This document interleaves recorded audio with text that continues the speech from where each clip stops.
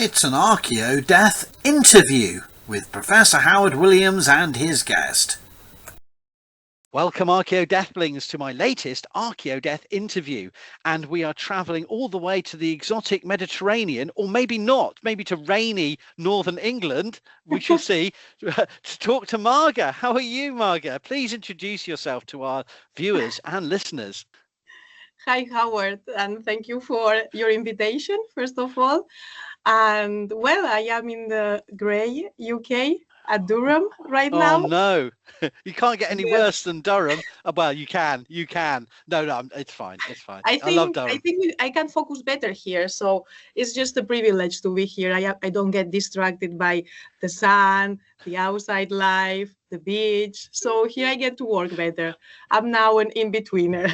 Oh, well, it's a beautiful city and a beautiful university and some great archaeologists there. So I'm glad you're getting some time there. But so where are you usually from, and what's your background in archaeology, Marga? Well, I am from Mallorca, the island in the Mediterranean. All of you probably know it, especially the British. I can only apologize. Apologies accepted. No, just joking. But I'm currently based in Barcelona at Pompeu Fabra University, where I'm doing my second postdoctoral project. Yeah, but at the moment I am a visiting scholar here at Durham. And I'm having a lot of fun reading, working, I'm chatting with you. Yes, it's wonderful. I'm appreciating that you've been able to join me in this time that you're in the UK, but not in Chester. But it feels crazy because I came. You invited me to this wonderful workshop on the senses in Barcelona, and then here we are both back. We're in the UK, but we're talking in this way. So it's part of the crazy mix of academia, isn't it? That we're always traveling and doing different things. But you are someone who's been doing really interesting work on Iron Age mortuary practices. So before we get into that, I'd love to hear, how did you get into archaeology? I ask all my guests this because I think it's really good for other people to learn the different routes into archaeology. So how did you pick up this subject? How did you explore it?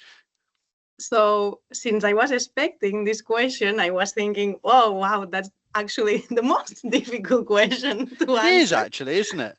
And I have prepared 2 slides that I would like to share with you. Feel free. Let's see. So while it loads, well, I guess that like all of us, in a way, it started when we were kids. I think for all of us, it's a bit the same. Okay, so I wanted to learn about dinosaurs and it all went wrong because I didn't understand the difference. Oh, wow. So oh, that's me as a kid, on the left with my dad and on the right with my mom. And I loved to go mushroom picking since I was very little. Wow. And because of that, I started being interested in being in the mountain and picking up stones, special stones for me, and animal bones. So I started collecting since small all these things. In fact, my mom sent me a picture of my collection of stones. Can you see? Wonderful. That's brilliant. No one's ever done this before. I've always asked this question and everyone's just done when I was small. But you've come with slides to show the evidence there. The evidence. Well, yeah, it's the material evidence. So I got this. I have always kind of had this interest for special stones and things found on the mountains or forests or whatever. And then when I was thinking like, oh, but when did I really get into archaeology? Also came to my head the Thornberrys, which was a cartoon that I used to watch when I was little. And well, basically it's a family that live in a caravan, and they record documentaries about nature, and I was really into it. Every summer I was watching it, and I was like, I also want to have this adventurous life and live in other countries and so on. So archaeology kind of gave me that together with this strange passion for stones and bones when I was little. And yeah, then the typical, you get the nice history teacher. In fact, my background is Bachelor in history, and then I did a master's in archaeology. Oh, wow. So that does happen quite a lot, actually. yeah. I've taught quite a few English as well, and even sports studies and other students who've transferred in at master's level, but history more than any other. Yeah. Yeah, well, in my case, it was because in Mallorca, where I am from, we don't have the Bachelor in archaeology, and I didn't want to move abroad at 17. So I did what was available for me. So I think there is something rooted of when I was little, but it also is kind of you unconsciously find people that inspire you and so on. And somehow I ended up doing archaeology.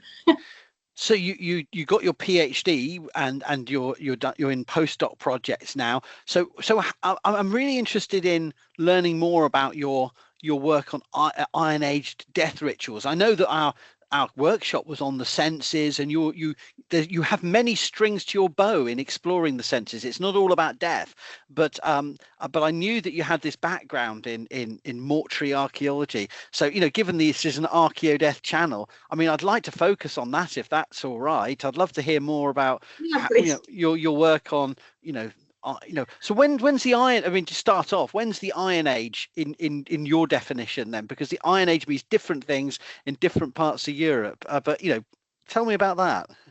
Yeah, so well, I focus on the mortuary practices in the Balearic Islands, specifically in Mallorca, and my focus is late Iron Age, which is more or less mid-6th century BCE until the arrival of the Romans. That's 2nd century BCE.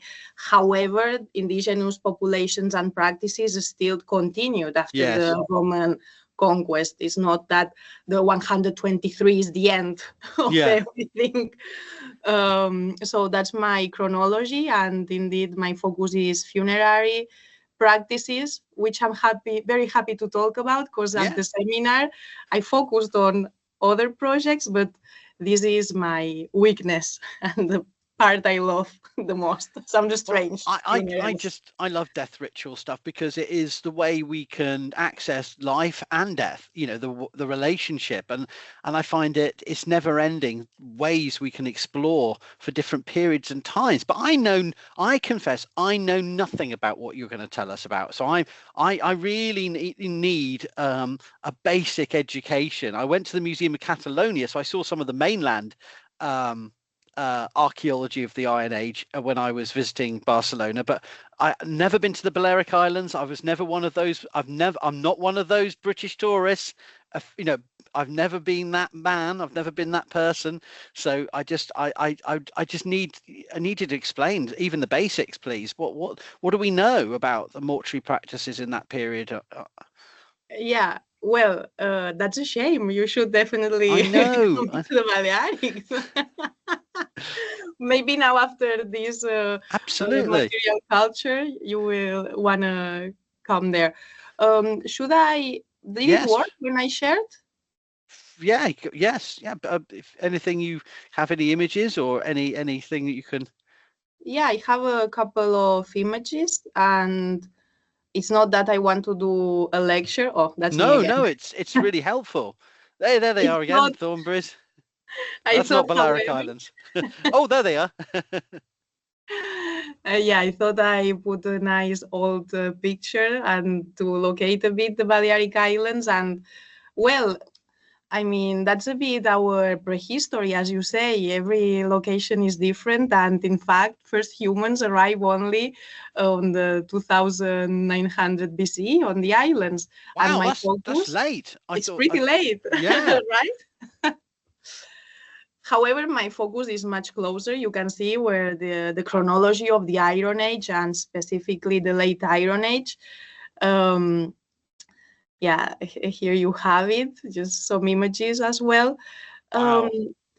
But well, what about dying in late Iron Age Mallorca? So my research has been focused on all the sites that you can see here on the map. And I ended up doing this dissertation because the topic was given to me. So you are at the university and they are like, well, you should do these funerary practices and you should approach it from a post-colonial approach or theoretical. So they kind of, it was a project that they had set up for anyone to do, or it was a gap they knew that needed to be filled? How did that work? Well, yeah, it kind of was a gap that needed to be filled, especially because it was a bit of the moment where post-colonial studies were really in a good moment in the Mediterranean studies, which, I mean, I think post-colonial approaches are very necessary. And yeah, I was given this topic. I didn't choose it, but during time I have learned to love it. Fantastic. However, after reading so much about post-colonial studies, I realized that the missing Asians were people in our literature, in our archaeological literature. So many things were done on objects and burial places and so on, but not a lot on people doing stuff. And that's how kind of I started reading this sensory archaeology and archaeology of the senses, which allowed me to get closer to people in the past through how they might have experienced things. Right. That makes sense. So these sites have been found mainly in antiquarian studies, or they've been found during recent developments, and what's the kind of context in which they're found? Are they were they excavated by professionals or by amateurs? Well, most of them, except a couple, were excavated the past century, also at the beginning of the past century. So not a lot of archaeological record, as we know nowadays, was gathered. So it has been a challenge. It was more about collecting nice pieces and maybe not paying attention to other areas, other materials that were more broken and so on. However, this holistic approach has allowed me to approach the funerary world in another way. And I don't want to make it a lecture. I mean, No, tell me about it. As I said, it's all new for me. So just to give some context, during the late Iron Age on how people were buried, the funerary treatments, we find three main ones. The first one is collective inhumations, different type of collective inhumations for adults, where the final interment result is bodies mixed with stuff, and so we are unable to really identify or differentiate bodies, along with two ways of individualizing people. For adults, some of them, very few, were inhumated inside wooden coffins. You can see here on the image a very nice one of a bull, although it looks a bit like... You mean they're inhumed in coffins that have legs? They're raised up. So this one side on. This is like the nicest one in a way, because this one is representing a bull, but there are other types of coffins, less elaborated, more similar to nowadays, or just a piece of wood a little bit emptied where they would place the body. But there is this differentiation between the collective burials and the individualized ones. Right. In different type of coffins. So the wood is surviving because of dry, arid conditions in relatively away from water, and you get this preservation. That is, for Britain with our rain, that would be impossible, or Yeah, that's because these burials are mostly inside caves, as I'm going to show you in a second. That makes a lot more sense now. Yeah. Yeah, it's a very humid environment, but inside these caves at the mountains, then the preservation is much better. It's not amazing, but it's better, of course, than in a real humid open air, underground, under earth site. And then the second type of individualization, which really interests me, and I think it also interests you, is fetuses and newborns inhumated inside pottery and sandstone urns, like the one you can see. And that's really where my research is going at the moment. But before we get there, the caves. Yes. Oh, wow. So basically, most of the burials happen either in natural or artificial caves. And by artificial caves, I mean huge rocks that were carved and emptied and made a cave look alike by people. Wow. And they were deliberately for burial, or were they doing this for other purposes too? They were used as a primary function for burial, and then later on in time they have been used for other things, but they made these spaces for burials, kind of imitating in a way the natural caves that could be found on the mountain range, which so we don't have mountains in the whole island. So where there are natural caves, they were used, some of them, while in the areas where we don't really find natural caves is where artificial caves were built. Wow, that's amazing. So they got the idea and they were happy to mimic or the style and shape of a traditional cave or a natural cave.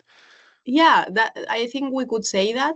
And I also think this opens another door for reflection to compare the features of the natural caves that were being used as burial sites and see what are the features of the artificial caves, and perhaps see if there is a connection, if they really wanted to imitate that or if they wanted to create another thing is unexplored in this sense. So thank you for the idea. Yeah.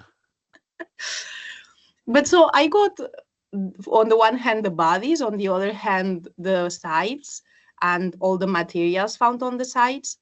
And then is where senses came in.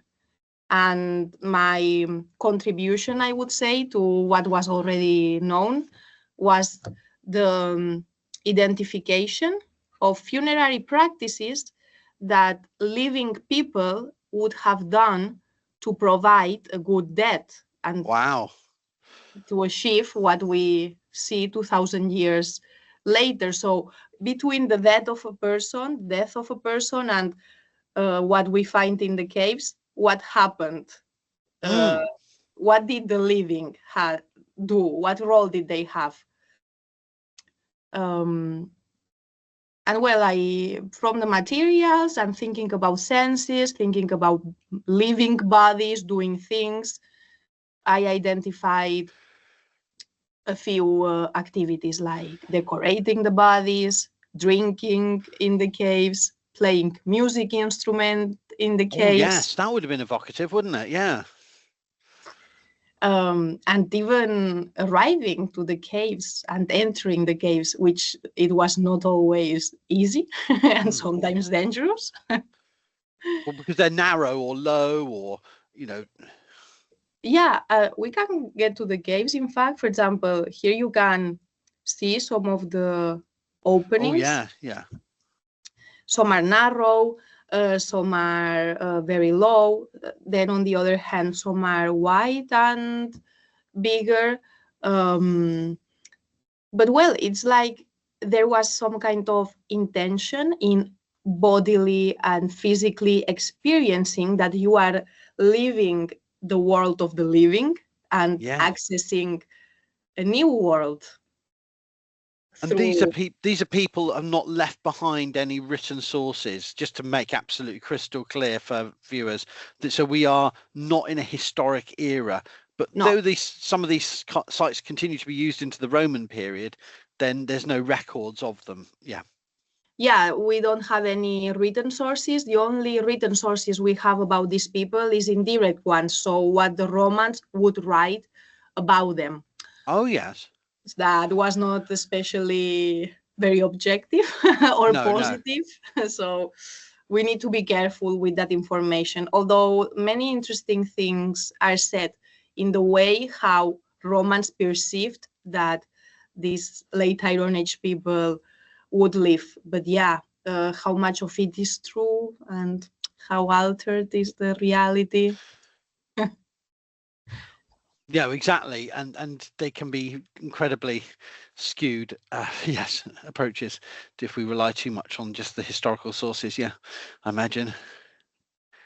Yeah, there I recently found this reference where they talk about their marriage rituals. So the Romans speaking about how late Iron Age people in the Balearics when women would marry. So Oh yeah, they mentioned that the women would sleep with all the men in their group, and the last one would be the husband, and it was a way of putting them as wild, uncivilized people. How much of this is true? Well, I think we need to be careful of what the yes, Romans wrote. yeah. Never trust the Romans. Never. Well, so these were the caves, and it was already sensorial enough to get to them, to enter Yeah, them. It also made me think about, I had some difficulties to access some, and I am fit. I don't have any physical disability, but then yeah, it got me thinking, well, all elderly may had problems to arrive, or even absolutely. pregnant women, Yeah, or people with physical disabilities. So I think is actors and actresses that sometimes we don't take into consideration, and perhaps we should, right? absolutely. And all these spaces. I mean, this is one thing that I think sensory approaches bring, is that sense of the experience, but it's not just a able-bodied experience. It will vary considerably. Yeah. Well, and another activity that we record in these caves is the possibility of liquid consumption made through different vessels, and it gets you to reflect about the taste of what was drunk, of who participated, personhood, like only the living would drink, would the dead directly or indirectly participate in this drinking or ritual consumption. um, the flavors, the smells, the drinking in a cave that maybe smelled like dead bodies or humidity, darkness. So it might be quite a fearful place, or at least a dangerous place as perceived. Or do you think it would be more of a sort of celebratory, sort of comforting, even if it's unusual? We can't tell, I suppose, but it's just intriguing, isn't it? Yeah, these are questions that arise when you look at all this. And yeah, of course, I cannot answer that, but there have been, for example, some works on the smell of the bodies. Oh yeah, That you see still the image, right? yeah. So there have been some works on the smell of the bodies and abjection, Oh yes, and how a smell of a dead body makes your somehow awakens a danger feeling in you, and yes, activates something. I mean, it has been biologically studied and so on. So in a way, I guess that being in a cave surrounded by dead bodies, dead corpses, and the smell of them might have triggered some physical reaction, maybe related to fear or anxiety. I mean, yes. emotions have also been, as spoken and considered in funerary studies, and it's a path that I am now willing to explore as well. With all the baby burials, it's very difficult to assess an individual experience, but of course we can suggest the possibilities of experiencing death while taking part in all these funerary rituals. And yes, I told you, like in this image I was trying to represent not just flavor or taste and the smell, which is the usual senses related to consumption. But this multi and intersensoriality, we have recorded fires on these caves. So if there were active fires, it was not just the smell of the dead or what you were drinking, but also the smell and the intoxication from the fire, or feeling the heat of this fire if you are close to it, or not feeling it if you are far away from it. So I also would like to transmit that it's not just about the 5 traditional senses when we experience things, but them intertwined in a way, or entangled, and many factors shaping the experiences in the past and in the present. Yes, and it's about engaging people with these options, isn't it? And the understanding the likely experience. You have heat, you have smoke, you have that's really fascinating. Yeah, drawing from the materials like any archaeologist does, basically. But seeing what else these materials, these locations, and our physical and bodily conditions all entangled, what do they tell us about people in the past, which should be our goal. And yeah, here you can see some other vessels for this consumption. And then we come to the musical activities. So in this image, you see this combination of elements, these little bells. They were part of the ornamentation of the bodies, but these bells also, so they were necklaces. Centrally, yes, yeah. But they also emit sound when they are being moved. They have the little thing in the middle. So whether they were consciously or consciously played for a purpose, or just moving the bodies around with their decoration, they might have emitted sounds. So we have these like indirect evidences of sound or musicality, but then we have direct evidences of possible musical instruments, which opens another whole sensory experience and another part of this funeral, which was playing music instruments, whether it was this sort of xylophone. Is that correct? The xylophone? Oh, xylophone. Yes, I know what you mean. Yes, absolutely. Yeah. But in this case, it was not metal or wood. It was animal bone, emptied. Oh, so they've suspended. Yeah, and you could wear it around your. That is, I hadn't really thought about that. So you could right. So that's a really that's really interesting, isn't it? Yeah. You can. It's a portable one. Yes. So we have this evidence, and then we do have some bronze elements which indicate this possibility as well of being a music instrument, such as this percussion disc. It has a part where it would be hanging, and then it has this percussion little ball to make it sound. So wow, that is amazing.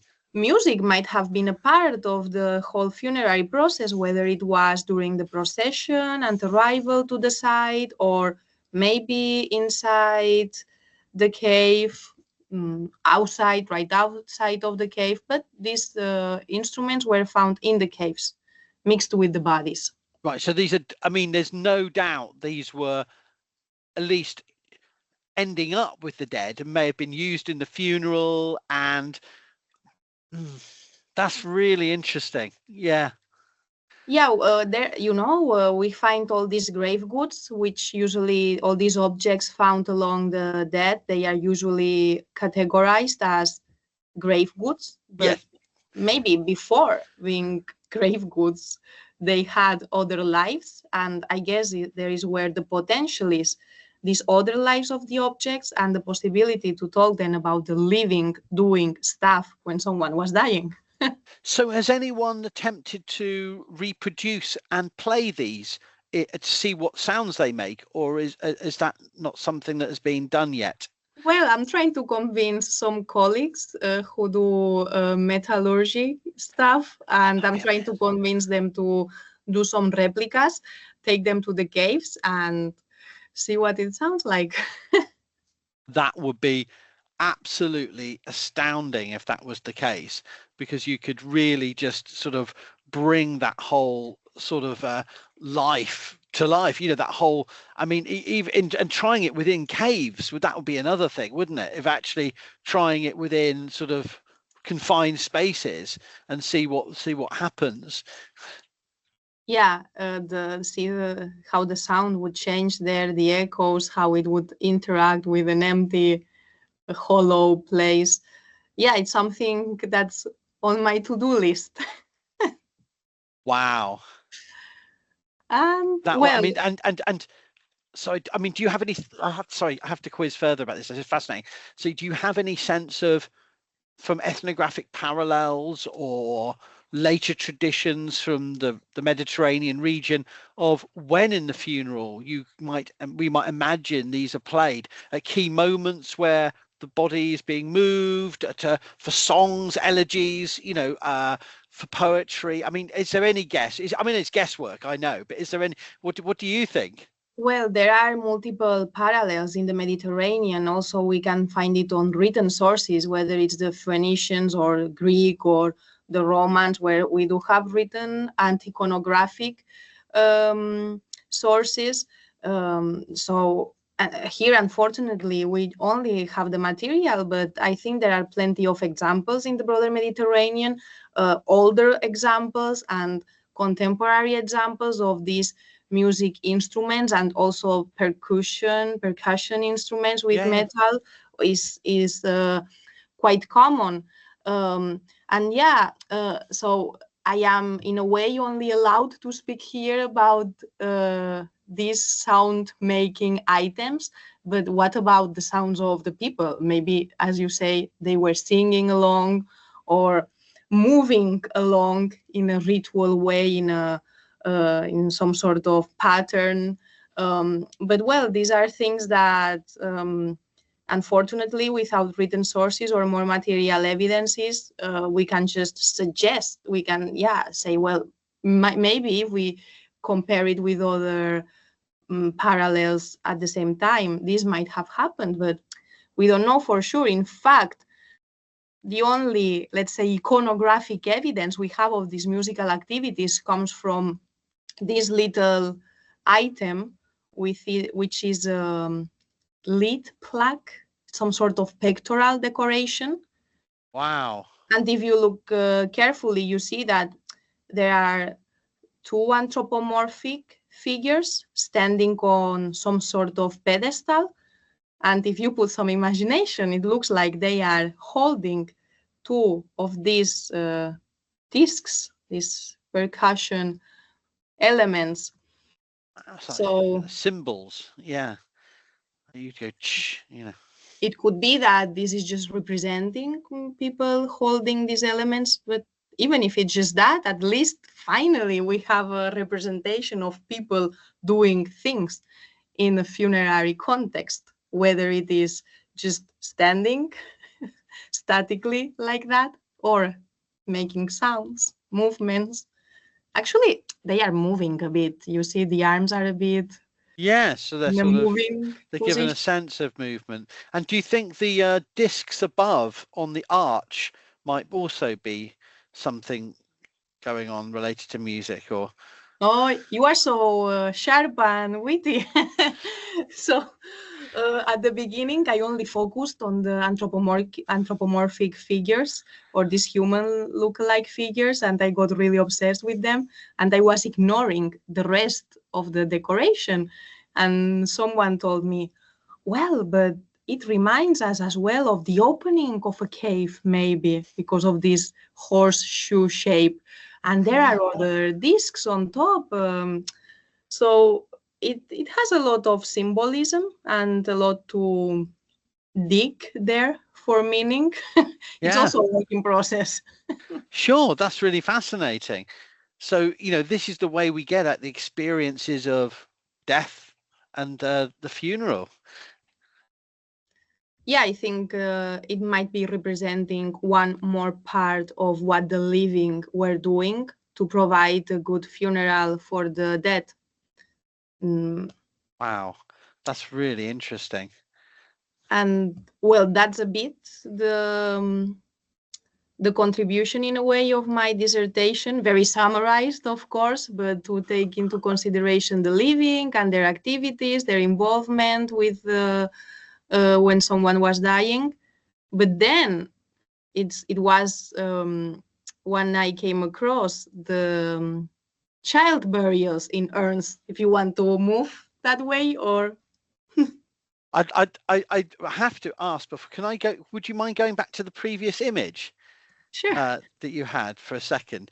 I wanted to ask about these images. I get the impression that you've produced these for your dissertation as well. They're Yes. amazing. They're amazing. I mean, it's just out. I mean, and you're thinking about shadow there and performance, and it just brings, I just have to say, I mean, would you tell us a little bit more about your choice to do such, a visualization, because that rarely seems to happen, and I think it's really important in itself as a way of conveying the academic ideas. I'm sure you've had this discussed a lot, but I was just really excited to see it. Yeah, so I have been using a few illustrations that come from the dissertation and the origin of them. So you have seen that my objective is to get closer to people in the past and to kind of rehumanize the discourses in a way and put people there. So to do that, when I was thinking about senses and emotions and caves and objects, somehow I ended up writing little stories from a little 8-year-old girl point of view, or from a 75-year-old man who was very tired point of view, on how their experience of the funeral could have been. So I started writing how this little girl for the first time had arrived to the caves, and she felt the excitement, but also she was very sad because her little baby brother had just died. I created a lot of, well, a few imagined narratives that I used as a tool for myself, as a research tool, because thanks to this imagination process, I was able to come up with new questions and other spheres of the funerary world that using the usual readings and the usual tools, I wouldn't have reached. So thanks to these imagined narratives, for example, I started to integrate emotions or wonder how grief may have felt for certain people, like the baby burials, for example. So I had created all that. Then I thought, I think I should put it in my dissertation, the imagined narratives. And that's when I thought, well, and why not illustrations as well? So in this particular case, the illustrations are based on the imagined narratives that one can also read. And then this imagined narrative is transformed into a specific scene of the burial process with people doing stuff. And of course, it's all based in how the places are and how the objects are. And what I have put is just actors there, but the objects are what Yes. I encountered. That's such a great aspect of what you're doing. Sorry, to distract from your narrative, but that's really cool. So, and you've also looked at so you're looking at the funerary space, but specifically then what happens with these infants, which is very different, isn't it? Obviously, they're smaller, it's a different kind of death, but they're treated in a distinctive way.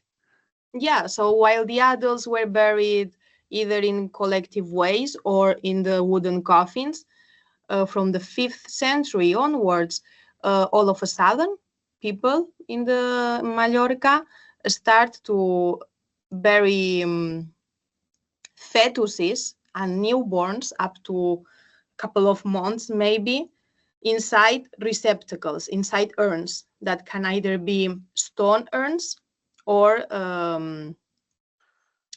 pottery urns, sorry, but individualized. They would place these little bodies inside these urns, and from the 5th to the 2nd century, this individualization of babies happened together with the rest of the community. So we can find them in caves next to these whole collective burials of adults. But on the 2nd century, they start to be placed not only individually inside urns, but also in exclusive sites, in exclusive cemeteries or necropolises. So there is a double differentiation from the 2nd century of these babies. That's the kind of the summary of the ritual phenomenon. Wow. And so what about these pots then? What's the, I mean, and it looks like, so I mean, and why sometimes stone? Yeah, okay, yeah. I mean, so you've got some. So some of them are inside stone urns, like the one you can see on the right, and some of them are in pottery urns, like the one you can see on the left. Yeah. Again, studying this child burials phenomenon is something that is now the topic of my postdoctoral project. I don't think I can give you an answer of why some in stones and some in pottery. And it's not chronology then, it's contemporaneous. No. Yeah, we find them from both types. In a way, we find it from the 5th century to the 2nd, although there is an increase of the stone ones on the 2nd, and there is a lot of complexity behind it, much more than it was thought. And so far what I am focusing is on the pottery urns, because very soon after having looked at them for so many years, I kind of thought, well, it looks like they are pregnant bellies. Yeah. Especially if we take into consideration that who was buried inside were fetuses that died inside the belly, or babies who died during birth, or newborns at most. So basically, individuals that needed the mother's body to either complete their development, or that needed the mother's body to feed, be protected, be cared for. And I thought, well, maybe this decoration is saying something on that. That's really interesting, isn't it? Yeah. Because so I think that everything that has been done on these child burials, like typologies, etc., it's the work that I am basing now my work on. But again, I felt like, well, it's fetuses and newborns. I know that the urn is important, but nobody thought about a grieving mother if she survived, a mom whose body is prepared for caring, for feeding, for breastfeeding a baby, and all of a sudden there is no baby to hold or no baby to feed. So, but the hormones, the physiological processes are still there. So I started to wonder what might have been the mom's or the social motherhood role in all these burials. And yeah, I started to explore the possibility that not just the urns are representing pregnant bodies or breasts or belly buttons, but that maybe the whole process of making the urns, it's also very intimate, related to motherhood, grief. That's really, yes, it's about the making of the urn as well, which mimics the process maybe in some way at some level, and as well as the form. I mean, that makes sense. Do we know if these pots are made for the funeral, or do we think that they are taken from domestic contexts? So this is one of the things that I am working on right now together with a colleague. So you are one of the first people to know this information. So the urns that you can see on the image are some of the ones that we have studied, and we have compared them with also big receptacles, but not this type of urns in particular, but other pots that resemble these ones, and also consumption pots and so on. And they really show a strange manufacture. It's true that in our context, pottery was made really kind of in domestic households, but the quality and the way of making it, it's different in these cases. And long story short, what we have seen is that they are all made by different people, and not just made by different people, but most of them are made by more than one person. So it's really an intimate process. More than one person? Yeah. That's okay. Wow.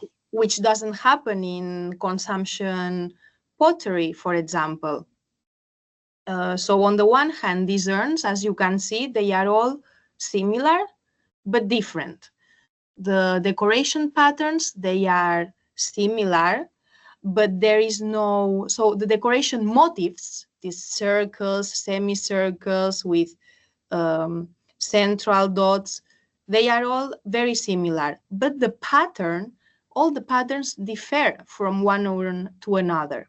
So whether it is the decoration pattern or the size of the urn, they are all different. Same idea, but different. So you are kind of able to point out who is who.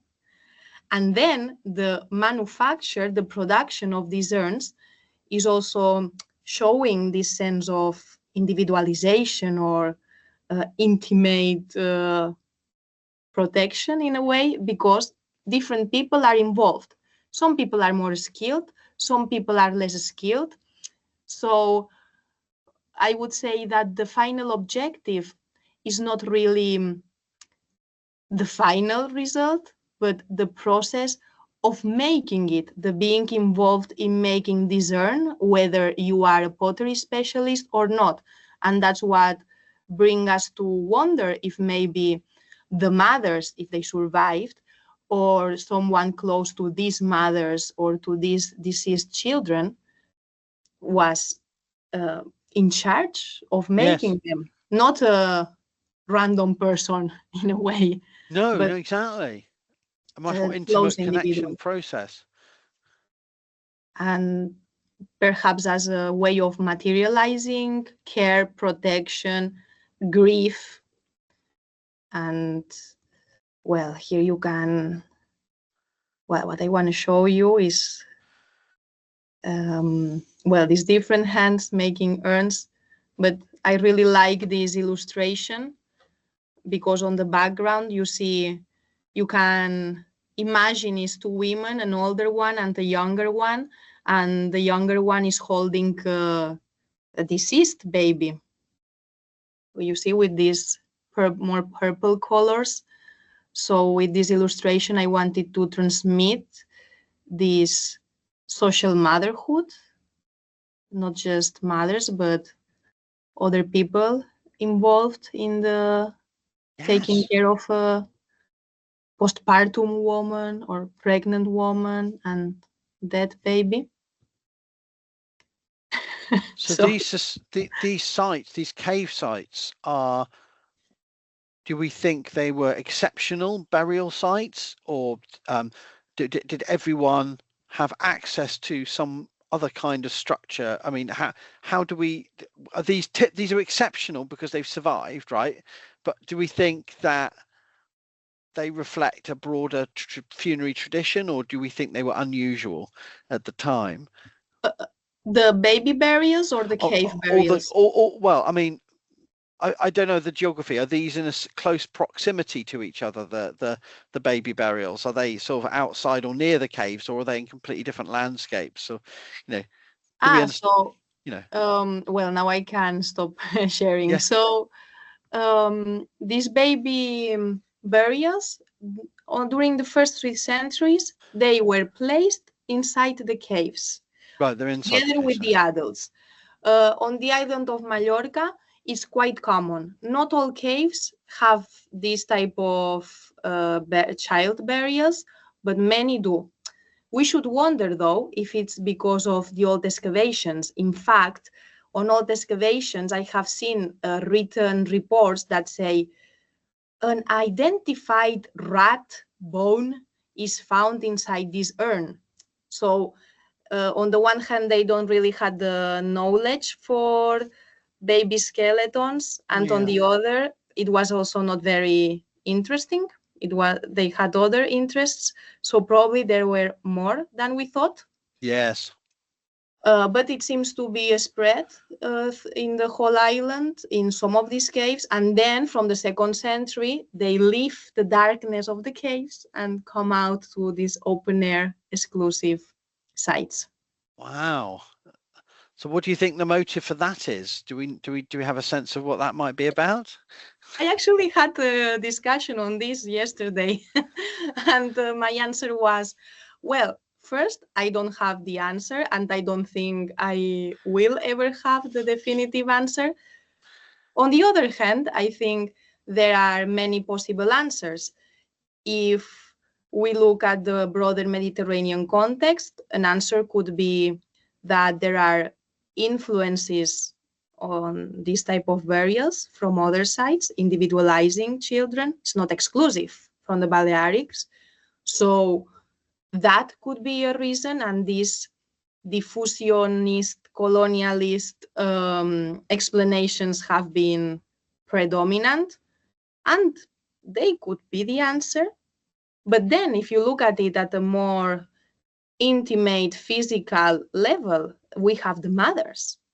And why not a combination of both? Maybe the answer is moms wanting to give that special protection because of some ritual agreement, things changing and so on. But at the end, mothers or pregnant women caring or not caring, or caring in a different way. But I think they both can dance together. Yeah, it's not necessarily that one mode of disposal is less or more caring. These are different ways of honouring the tragic loss of young people. But it's just interesting that they come. It'd be fascinating if we knew more about the settlements. Do we know whether these were near settlements, or is that just not known? No, we know a little bit of the settlements. But we cannot do a correlation between from what settlement they were coming from. We can assume that the closer ones, but we don't have the whole picture of these settlements, and it's difficult to say they were coming from here or there. However, and traditionally, as I said, this phenomenon has been explained as indigenous men going as mercenaries to Carthaginian armies, seeing these new rituals and different exotic, and then coming back to the island with these new ideas. Okay. Yet we could also think the other way around. If men are leaving, then some women are alone, but not in a bad way on the island, having new roles maybe, other spaces to dwell, to have power on. So maybe it was not men coming back with new ideas, but women staying and developing other ways of doing. Who knows? Or maybe it was both. What do you think? I mean, it's difficult to No, I mean, this is just really interesting. And do we know if there was any grave markers, anything above ground that marked these, or were they supposed to be relatively anonymous, do you think? So with the caves, we don't have that information. No. But with the open air sites, they were not totally underground buried. Right.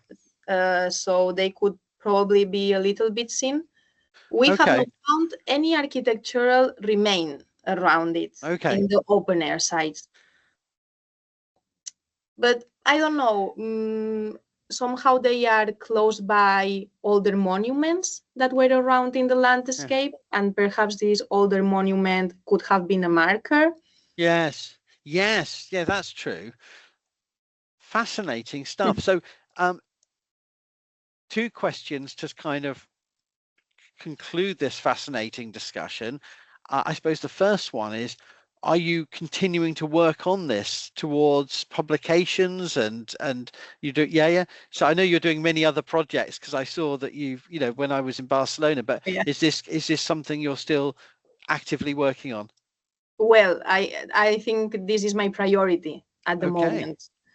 As I said, the pottery results that maybe I shouldn't have shared yet. Well, No, these are coming out in a publication, hopefully in 2026. And then I'm working on other sensory emotional stuff on baby burial. So this will come out in 2026. I think there will be 3 publications because I have been working really hard and passionately with them. well, I mean, it's really exciting to get such a glimpse at cutting edge research that's just coming out.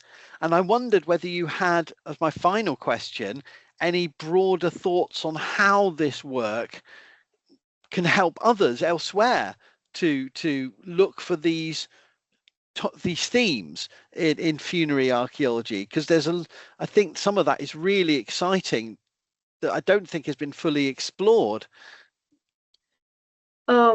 Well, regarding sensory studies Yeah. and sensory archaeology, now some people think it's something new, but as you know, it goes back to the 90s maybe with Tilly and Yes. phenomenology. So Yeah. it's nothing new, but maybe in some context it has been less explored. And I Yeah. think there is a lot of potential because I really see the link between people in the past and people in the present. But regarding these child burials, I think it's equally interesting to suggest other approaches that are, in a way, I would say, more human, emotional, involving the mothers, and not just for other archaeologists, but death in the present is such a taboo in our society, and gestational death is also such a deep thing that sometimes is silenced. So I think that I would love that my contribution in a way also has a little impact in the present, because it's not something I went through, but my mom went through, and I remember it as it being not a taboo, but not really spoken. But there were a lot of feelings and so on. And I think it's nice to show to people how mothers dealt with their children death in certain ways in prehistory. Same problem, different times, but a lot of emotion. I don't know, maybe that helps. I think it does. And I think these themes of dealing with infant loss and child loss, we can find reflections in the past that it's not about saying that people were the same as us, but it's about understanding that humanity can connect down the centuries and the millennia to create stories and insights that help people today, not only in terms of learning about the past, but of course learning about loss. Yeah, in the present as well. So thank you for this question. I mean, thank you for joining me. It's been a fantastic discussion, and we will put links in the descriptions to some of your research, and we can update that as more comes out, of course, if you get in Yeah, touch. But sure. it just for now. Do you have any final thoughts or reflections on for other archaeologists who may be thinking of starting to be inspired by this area, and both geographically, because it sounds like some really cool finds, but also the themes that you're taking forward?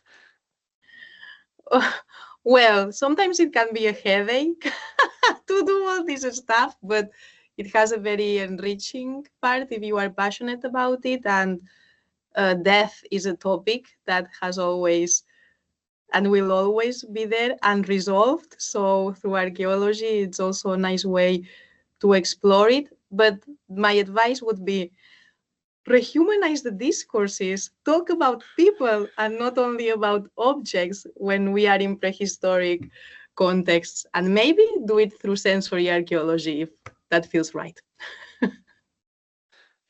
Thank you so much, Marga. This has been brilliant. So No, thank you. I just good luck with all your ongoing research, and it's just been a joy to hear about these new fields of insight that you're opening up into death rituals in the Iron Age. Brilliant stuff.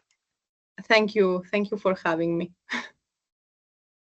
If you've enjoyed this ArchaeoDeath video, why not check out the ArchaeoDeath blog at howardwilliamsblog.wordpress.com.